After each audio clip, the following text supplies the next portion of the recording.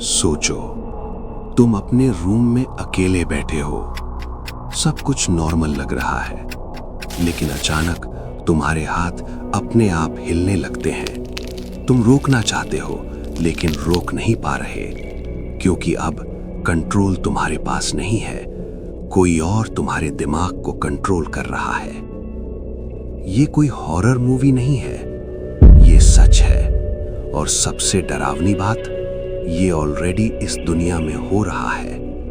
एक ऐसा फंगस जो जिंदा जीव के दिमाग को हाईजैक कर लेता है, उसे मजबूर करता है अपनी मर्जी के खिलाफ चलने के लिए, और फिर उसे धीरे धीरे मौत की तरफ ले जाता है। आज तुम जानोगे रियल लाइफ ज़ॉम्बीज़ का सच, वो पैरासाइट जो माइंड कंट्रोल करता है, और क्या फ्यूचर में इंसान भी इसके शिकार बन सकते हैं। और शायद ये सब तुम्हारे सोचने से ज्यादा पास है। ज़ॉम्बी, ये वर्ड सुनते ही दिमाग में क्या आता है? खाली आंखें, टूटी हुई बॉडी, और एक ऐसा इंसान जो बस चल रहा है बिना सोचे। लेकिन सच इससे भी ज्यादा डरावना है, क्योंकि रियल ज़ॉम्बीज़ ऐसे नहीं दिखते। वो बिल्कुल नॉर्मल लगते हैं, वो बात करते हैं, चल फिर रहे होते हैं, लेकिन अंदर से वो खुद नहीं होते।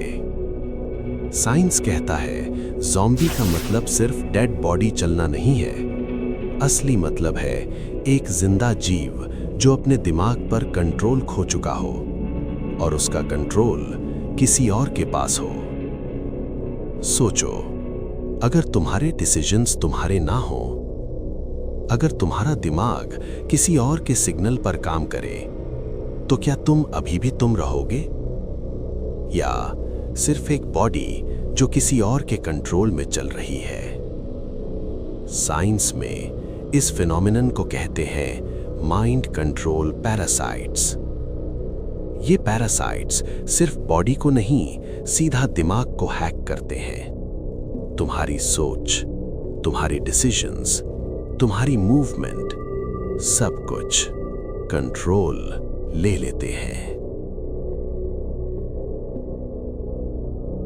सोचो, एक घना जंगल, हजारों चींटियां अपनी नॉर्मल जिंदगी जी रही हैं। सब कुछ नॉर्मल लग रहा है, लेकिन इनमें से कुछ ऑलरेडी इन्फेक्टेड है।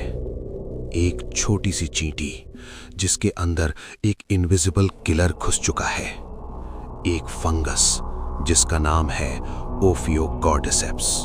ये फंगस सीधा अटैक करता है चींटी के दिमाग पर। जब ये फंगस चींटी के बॉडी में एंटर करता है, तो पहले वो चुप रहता है।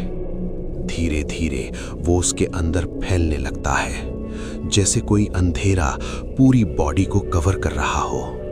और फिर एक मोमेंट आता है जब चींटी का कंट्रोल पूरी तरह खत्म हो जाता है।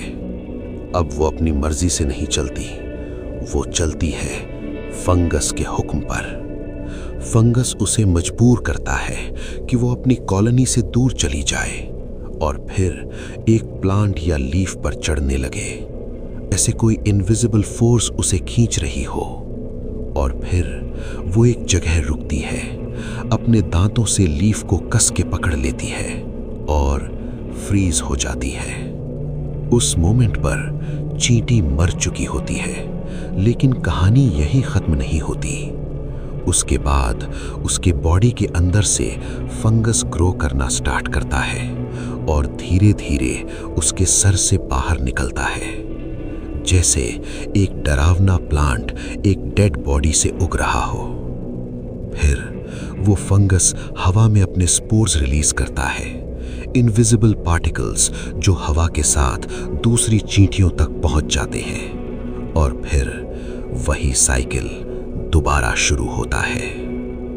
एक चींटी, फिर दूसरी, फिर पूरी कॉलोनी धीरे धीरे ज़ॉम्बी बन जाती है। तुम सोच रहे होगे ये सिर्फ एक फंगस तक लिमिटेड है, लेकिन सच इससे भी ज्यादा डार्क है, क्योंकि नेचर में ऐसे कई पैरासाइट्स एग्जिस्ट करते हैं जो अलग अलग एनिमल्स को कंट्रोल कर सकते हैं। एक पैरासाइट है जिसका नाम है टॉक्सोप्लाज्मा। ये एक छोटे से चूहे के दिमाग को कंप्लीटली चेंज कर देता है। नॉर्मल चूहा बिल्ली की स्मेल से भी डर जाता है, लेकिन इन्फेक्टेड चूहा डरता ही नहीं, बल्कि वो खुद बिल्ली के पास जाता है, जैसे उसका दिमाग कह रहा हो डेंजर के पास जाओ, और फिर वो आसानी से शिकार बन जाता है, जैसे किसी ने उसके दिमाग का फियर बटन ही ऑफ कर दिया हो।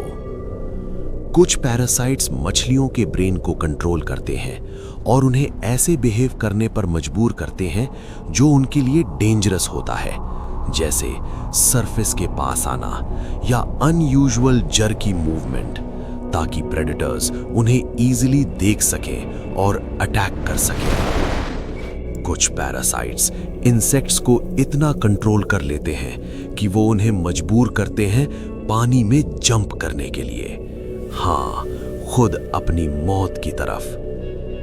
अब एक बात नोटिस करो, हर केस में होस्ट अपना कंट्रोल खो देता है और पैरासाइट अपना काम पूरा करता है। मतलब ये सिर्फ इन्फेक्शन नहीं है, ये है कंप्लीट माइंड कंट्रोल। अब सबसे बड़ा सवाल, ये पैरासाइट्स दिमाग को कंट्रोल कैसे करते हैं? क्या वो सीधा दिमाग में घुस जाते हैं, या क्या वो तुम्हारे थॉट्स को हैक कर लेते हैं? साइंटिस्ट्स ने जब इस पर रिसर्च की तो उन्हें एक शॉकिंग सच मिला। ये पैरासाइट्स फोर्स यूज नहीं करते, ये तुम्हें मैनिपुलेट करते हैं। Step 1, chemical control. ये पैरासाइट्स स्पेशल केमिकल्स रिलीज करते हैं जो डायरेक्टली अफेक्ट करते हैं तुम्हारी फीलिंग्स, तुम्हारा फियर, तुम्हारा बिहेवियर। मतलब वो तुम्हें ऐसा महसूस करवा सकते हैं जो वो चाहते हैं। Step 2, brain signals hack. तुम्हारा दिमाग सिग्नल से काम करता है। हर मूवमेंट, हर डिसीजन एक इलेक्ट्रिकल सिग्नल होता है, और ये पैरासाइट्स इन सिग्नल्स को चेंज कर देते हैं, जैसे कोई हैकर कंप्यूटर का कोड बदल देता है। अब आता है सबसे डेंजरस पार्ट, बिहेवियर कंट्रोल। ये पैरासाइट्स तुम्हें गलत डायरेक्शन में ले जा सकते हैं, तुम्हें डेंजर के पास भेज सकते हैं, तुम्हारा नेचुरल इंस्टिंक्ट चेंज कर सकते हैं। मतलब तुम सोचोगे कि तुम खुद डिसाइड कर रहे हो, लेकिन असल में डिसीजन तुम्हारा नहीं होगा। सोचो, अगर तुम खुद अपने दिमाग पर कंट्रोल ना रख पाओ, तो क्या तुम अभी भी तुम हो? अब सबसे बड़ा सवाल, क्या ये सब इंसान के साथ भी हो सकता है? क्या कोई पैरासाइट ह्यूमन ब्रेन को कंट्रोल कर सकता है? सच ये है, अभी तक ऐसा कोई कंफर्म्ड केस नहीं मिला जहां किसी पैरासाइट ने इंसान को कंप्लीटली कंट्रोल किया हो। लेकिन कहानी यहीं खत्म नहीं होती। कुछ पैरासाइट्स ऑलरेडी ह्यूमंस को इन्फेक्ट करते हैं, जैसे टॉक्सोप्लाज्मा, जो इंसान के बॉडी में रह सकता है, और कुछ स्टडीज कहते हैं ये ह्यूमन बिहेवियर को थोड़ा इन्फ्लुएंस कर सकता है, जैसे रिस्क लेने की हैबिट, फियर का लेवल। मतलब कंट्रोल पूरा नहीं, लेकिन असर जरूर होता है। अब सोचो, अगर फ्यूचर में कोई पैरासाइट इवॉल्व हो जाए जो सिर्फ इफेक्ट नहीं, कंप्लीटली कंट्रोल कर सके ह्यूमन ब्रेन को, तो क्या होगा?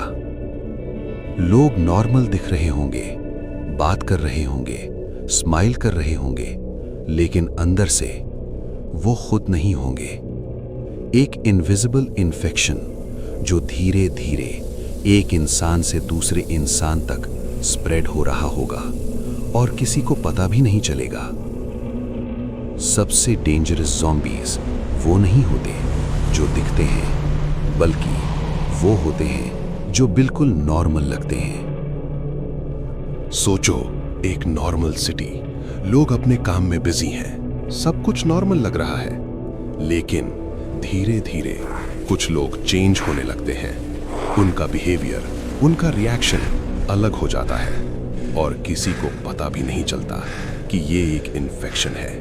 फिर एक दिन वो लोग दूसरों को भी अफेक्ट करना स्टार्ट कर देते हैं और धीरे धीरे एक इनविजिबल कंट्रोल पूरी दुनिया में फैलने लगता है। सबसे डरावनी बात ये नहीं है कि ज़ॉम्बीज एग्जिस्ट करते हैं, बल्कि ये है कि वो ऑलरेडी नेचर में एग्जिस्ट करते हैं और शायद फ्यूचर में वो इंसान तक पहुंच जाएं और उस दिन इंसान अपने दिमाग का मालिक नहीं रहेगा। अगर तुम्हें ऐसे हिडन और डेंजरस सच जानने हैं तो सब्सक्राइब करो HC प्रोडक्शन।